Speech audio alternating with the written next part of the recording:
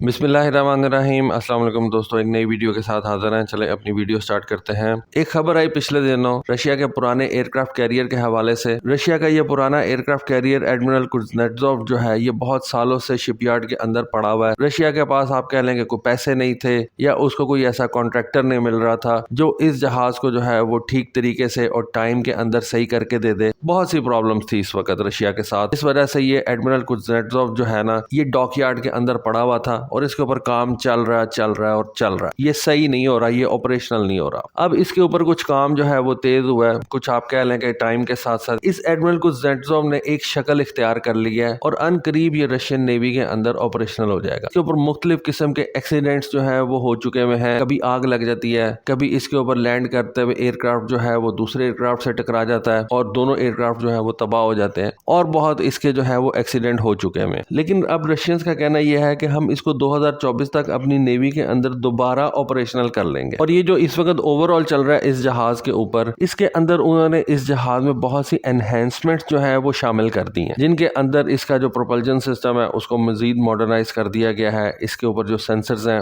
वो बहुत बेहतर जो है वो लगा दिए गए हैं। इसका अपना प्रोटेक्शन सिस्टम वो बहुत ज्यादा बेहतर उन्होंने बना दिया है। पुराने इलेक्ट्रॉनिक सिस्टम्स और पार्ट्स को नए इलेक्ट्रॉनिक्स के साथ जो है वो रिप्लेस कर दिया गया है। और इसका असल मकसद एक ही है कि इसके ऊपर से रशिया की नेवी के जो एयर आर्म है उसको ऑपरेट करवाया जाए। इसके ऊपर जो पुराने P700 क्रूज मिसाइल्स लगे हुए थे उनको जिरकॉन हाइपरसोनिक मिसाइल्स के साथ रिप्लेस कर दिया गया है। आपके लिए ये बात अजीब भी होगी, लेकिन मैं आपको बता देता हूँ कि रशिया ने अपने इस एयरक्राफ्ट कैरियर के ऊपर क्रूज मिसाइल्स भी हाउस किए हुए थे। रशियंस कहते थे कि जब इतना बड़ा जहाज बनाना ही है तो इस जहाज की थोड़ी सी जगह को आप क्रूज मिसाइल्स हाउस करने के लिए भी रख सकते हैं। और उन्होंने इसको किया, प्रैक्टिकली किया और P700 क्रूज मिसाइल्स उन्होंने अपने इस एयरक्राफ्ट कैरियर के ऊपर हाउस किए। तो आप इसको एक एयरक्राफ्ट कैरियर भी कह सकते हैं और इसके जरिए से आप क्रूज मिसाइल्स भी फायर कर सकते हैं। तो एनीवे, अब वो पुराने जो P700 क्रूज मिसाइल्स थे उनको रशिया ने इन नए जिरकॉन हाइपरसोनिक क्रूज मिसाइल्स के साथ रिप्लेस कर दिया। नॉर्मली जो नेवीज एयरक्राफ्ट कैरियर्स पोजेस करती हैं, अमेरिकन हो जाए कोई और कंट्री हो जाए, वो एयरक्राफ्ट कैरियर्स के ऊपर इस तरह के मिसाइल्स हाउस नहीं करती। उनके साथ डिस्ट्रॉयर्स चलते हैं, उनके साथ फ्रीगेट्स चलते हैं जिनके ऊपर इस तरह के मिसाइल जरूर पड़े होते हैं, लेकिन एयरक्राफ्ट कैरियर के ऊपर इटसेल्फ जो है वो मिसाइल्स नहीं रखे होते। रशियंस रखते हैं, उनका एक अपना स्टाइल है। फिर इस एयरक्राफ्ट कैरियर के ऊपर जो सबसे बड़ी तब्दीली लेके आई गई है ना, वो इसकी लेवल ऑफ ऑटोमेशन जो है उसको बढ़ा दिया गया। अब लेवल ऑफ ऑटोमेशन के इंक्रीज कर जाने से क्या हुआ है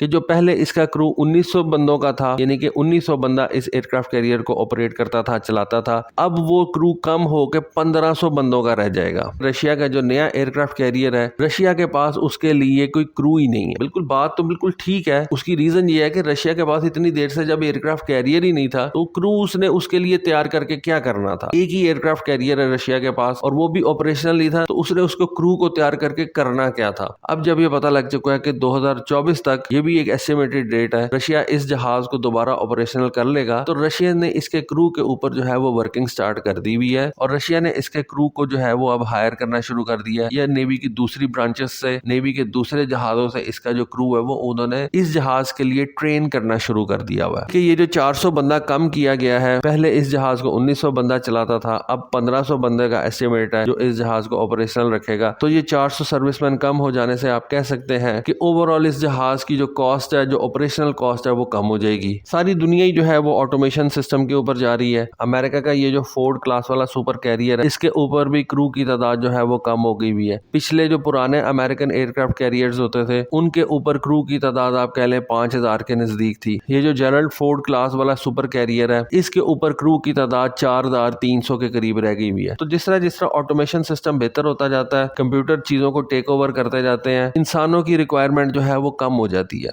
तो सेम रशिया का ये जो एयरक्राफ्ट कैरियर है, इसके ऊपर भी क्रू की तादाद अब काफी ज्यादा कम हो जाएगी और सिर्फ 1500 बंदा इसको जो है वो ऑपरेट कर सकेगा। ये जो एडमिरल कुज़नेट्ज़ोव है, ये सोवियत यूनियन के टूटने से सिर्फ 6 साल पहले लॉन्च किया गया था। उस वक्त भी इसके अंदर काफी ज्यादा डिलेज आई हुई थी, लेकिन फिर इसको 1990 के अंदर आप कह सकते हैं कि सर्विस के अंदर एंटर कर दिया गया। इसके ऊपर बहुत से एक्सीडेंट्स जो है वो रिकॉर्ड किए गए। 2 जहाज इसके ऊपर जो है वो आपस में टकरा गए। एक जहाज लैंड कर रहा था जब ये अपने पहले कॉम्बैट मिशन के ऊपर सीरिया भेजा गया 2016 के अंदर, वहां पे एक जहाज इसके ऊपर लैंड कर रहा था तो वो एक दूसरे खड़े जहाज के साथ टकरा गया। ये एक बहुत बड़ा हादसा जो है वो इस जहाज के साथ पेश आया था। इस हादसे के बाद रशियन नेवी की जो रेपुटेशन थी और रशियन नेवी की ये जो एयरक्राफ्ट कैरियर को ऑपरेट करने की सलाहियत थी उसके ऊपर बहुत से सवालात खड़े किए गए कि जी रशियन नेवी एयरक्राफ्ट कैरियर के ऑपरेशंस को संभाल ही नहीं सकती। एयरक्राफ्ट कैरियर के जो ऑपरेशंस होते हैं ना वो बहुत ज्यादा स्किल्ड वर्कर डिमांड करते हैं और जो क्रू इन एयरक्राफ्ट कैरियर के ऊपर काम कर रहा होता है वो अपने काम के अंदर बहुत ज्यादा माहिर होना चाहिए, क्योंकि एयरक्राफ्ट कैरियर के ऊपर एक्सीडेंट होने की जो प्रोबेबिलिटीज है वो बहुत ज्यादा होती हैं। एक छोटे से शिप से आप एक पूरी एयरबेस वाला काम ले रहे होते हैं, उसी एयरक्राफ्ट कैरियर के ऊपर से आप जहाज उड़ा रहे होते हैं, जहाजों को लैंड करवा रहे होते हैं। ये जो फाइटर जेट्स होते हैं उसी एक एयरक्राफ्ट कैरियर के अंदर आपने हाउस किए होते हैं, एलिवेटर के जरिए से आप इन जहाजों को डेक के ऊपर लेके आते हैं, उसी एक एयरक्राफ्ट कैरियर के अंदर इन जहाजों का असला पड़ा होता है। तो ये इतना आसान काम नहीं है। जो एक काम आप पूरी की पूरी एयरबेस के ऊपर कर रहे होते हैं, आपने एक छोटे से एयरक्राफ्ट कैरियर के ऊपर वो सारे ऑपरेशन जो है वो परफॉर्म करने होते हैं। इस वजह से आपको हाईली स्किल्ड जो है वो पर्सन चाहिए होते हैं इस एयरक्राफ्ट कैरियर ऑपरेशंस के लिए। तो जब ये एक्सीडेंट हुआ तो रशियन नेवी की जो रेपुटेशन थी वो बड़ी खराब हो गई और ये इस एयरक्राफ्ट कैरियर का आप कह लें कि सोल कॉम्बैट ऑपरेशन मिशन था जिसपे इसको भेजा गया था 2016 के अंदर सीरिया में। वहां पे जो है वो इसके एक्सीडेंट्स हो गए। लेकिन इसमें आप इस जहाज के डिजाइन को या इस जहाज को ब्लेम नहीं कर सकते। उसकी मैं आपको एक रीजन देता हूँ कि इस जहाज का सेम डिजाइन जो है वो चाइना के पास है, जिसको हम लायोनिंग के नाम से जानते हैं। चाइना का पहला एयरक्राफ्ट कैरियर लायोनिंग, जिसको चाइनीज अब बहुत देर से इस्तेमाल कर रहे हैं और आप कह लें कि इस वक्त तो उसके ऊपर ओवरऑल प्रोसेस चल रहा है। चाइना का लायोनिंग एयरक्राफ्ट कैरियर जो कि सेम डिजाइन रखता है इस एडमिरल कुज़नेट्ज़ोव के साथ, बल्कि चाइना का जो शैंडोंग एयरक्राफ्ट कैरियर है जो उसने अपने मुल्क के अंदर तैयार किया है, ठीक है, उसके अंदर बहुत सी चेंजेस वो लेके आए हैं, लेकिन डिजाइन इन तीनों एयरक्राफ्ट कैरियर्स का सेम ही है। एडमिरल कुज़नेट्ज़ोव का, चाइना के लायोनिंग का और चाइना के शैंगडोंग का। और ये जो लायोनिंग है इसको तो चाइनीज 2012 से इस्तेमाल कर रहे हैं और हमें पता है कि उसके ऊपर कोई इतना बड़ा जो है वो एक्सीडेंट अभी तक नहीं हुआ। शैंडोंग को चाइनीज जो है वो 2019 से इस्तेमाल कर रहे हैं, हमें पता है उसके ऊपर कोई इस तरह का कोई एक्सीडेंट नहीं हुआ। तो ये जो एक्सीडेंट्स हुए थे इनमें इस एडमिरल कुज़नेट्ज़ोव का कसूर कम था, रशियन नेवी की ट्रेनिंग का ज्यादा कसूर आप कह सकते हैं। लेकिन एक और बात भी है कि चाइना के ये जो दोनों एयरक्राफ्ट कैरियर्स हैं वो शुरू से ही इस एडमिरल कुज़नेट्ज़ोव से ज्यादा बेहतर सेंसर्स के साथ आते हैं, इलेक्ट्रॉनिक्स के साथ आते हैं। उनका पावर प्लांट जो है वो इस कुज़नेट्ज़ोव से ज्यादा बेहतर था। और वैसे भी आपको पता है कि चाइना के पास रशिया से बहुत ज्यादा पैसे हैं, चाइना ज्यादा पैसे खर्च कर सकता है, इसी वजह से अपने सर्विसमैन की ट्रेनिंग के ऊपर वो रशिया से ज्यादा पैसे खर्च कर सकता है। तो ये सारे मामलात मिलके एक ही बात बताते हैं कि एडमिरल कुज़नेट्ज़ोव का इतना ज्यादा कसूर नहीं था इन एक्सीडेंट्स के अंदर। इसके अंदर इसके ऊपर आग भी लग गई थी, बल्कि ज्यादा कसूर जो था वो रशियन नेवी की ट्रेनिंग का था। लेकिन अब रशियंस जो है वो इसको दोबारा नए सिरे से तैयार कर रहे हैं, इसके ऊपर नए सेंसर्स लगा रहे हैं, नया पावर प्लांट जो है इसके ऊपर लगाया जाएगा। तो देखें अब ये किस तरह से परफॉर्म करता है। तो दोस्तों ये थी छोटी सी अपडेट रशिया के इस एयरक्राफ्ट कैरियर के हवाले से, सोचा आपके साथ शेयर करूं। तो होपफुली आपको आज की वीडियो, आज की इन्फॉर्मेशन पसंद आई होगी। कमेंट सेक्शन में अपनी राय से जरूर आगाह कीजिएगा। आज के लिए बस इतना ही। Thank you. Allah Hafiz.